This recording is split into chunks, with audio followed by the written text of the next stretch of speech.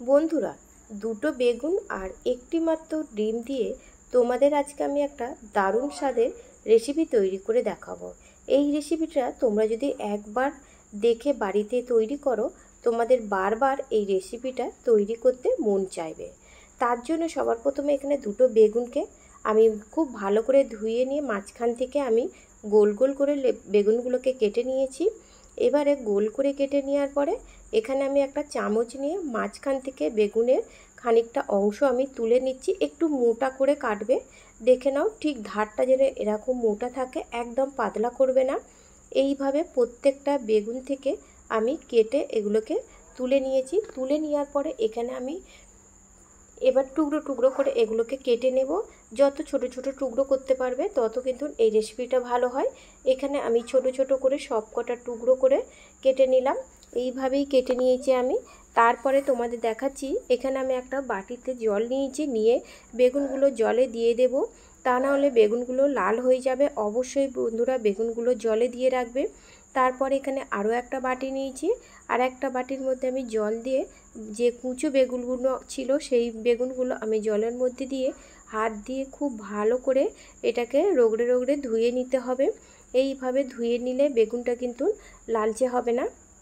এবারে এই বড় বেগুনটাকেও আমি তুলে নিয়ে একটা প্লেটে রেখে দিচ্ছি। আর এই যখন তুলে নেবে জলগুলো কিন্তু ঝেড়ে নিতে হবে, বেগুনের গায়ে যেন না জল থাকে। আর এখানে আমি হাফ চা চামচ লবণ দিলাম, আর সামান্য পরিমাণে লাল লঙ্কার গুঁড়ো দিলাম, আর সামান্য পরিমাণে হলুদ গুঁড়ো দিলাম। দিয়ে এই মশলাটাকে খুব ভালো করে একসাথে আমি মাখিয়ে নিয়েছি। মাখিয়ে নেওয়ার পরে যে বেগুনগুলো আমি ধুয়ে রেখেছিলাম এইভাবে দিয়ে আমি ওপরটা কোট করে নেব। মানে নুন, হলুদ আর লঙ্কা খুব ভালো করে বেগুনের মধ্যে মাখিয়ে নিতে হবে, যাতে বেগুনটা খুব সহজে বা তাড়াতাড়ি সিদ্ধ হয়ে যায়। এইভাবে আমি 4 পিস বেগুনকে খুব ভালো করে লঙ্কা হলুদের মধ্যে গড়িয়ে নেব। এইভাবে গড়িয়ে নেওয়ার পরে চলো এবার আমি তোমাদের দেখে নিই। এখানে একটা বাটিতে একটা ডিম নিয়েছি, তার মধ্যে সামান্য লবণ দিয়ে ডিমটাকে খুব ভালো করে ফেটিয়ে নিতে হবে।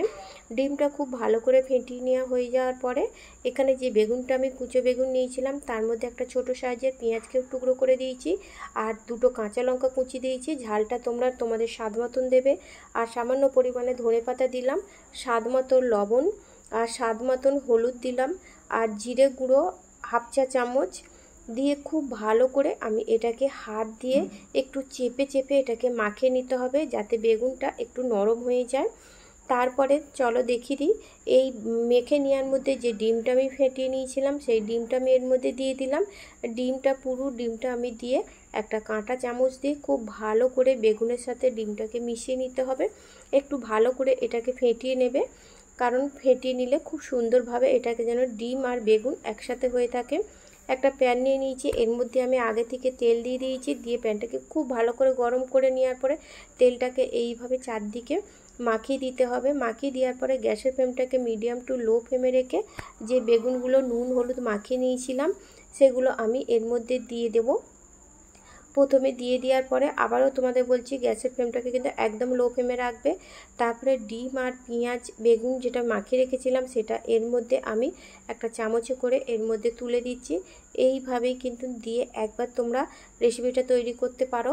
আমি 5 মিনিট চাপা দিয়ে এটাকে ভেজে নিলাম। 5 মিনিট পর আমি একটু তোমাদের খুলে দেখাচ্ছি, আর এটাকে উল্টে দিচ্ছি। দেখো কত সুন্দরভাবে এই বেগুনটা ভাজা হয়ে যায়। ছোটরা যদি না বেগুন ভাজা খেতে পছন্দ করে তারা কিন্তু এই বেগুন ভাজাটা খুব সহজেই খেয়ে নেবে। আবারও আমি এইভাবে উল্টে দিচ্ছি। এই বেগুন ভাজাটা খেতে কিন্তু দারুণ লাগে বন্ধুরা। গরম গরম ভাতের সাথে তোমরা একবার পরিবেশন করবে, বা গরম গরম রুটির সাথেও এটা খুব ভালো লাগে।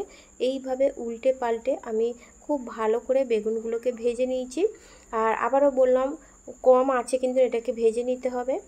আর এখানে একটা প্লেট নিয়ে নিয়েছি, প্লেটের মধ্যে যে বেগুনগুলো আমি ভেজেছিলাম বেগুনগুলো আমি প্লেটের মধ্যে তুলে দিচ্ছি।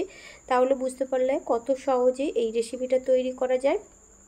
মাত্র একটি ডিম দিয়ে বেগুনের একটা নতুন স্বাদের রেসিপি তোমরা তৈরি করে নিও। ভালো লাগলে লাইক দেবে, আর কমেন্ট করতে ভুলবেন না কেমন লাগলো।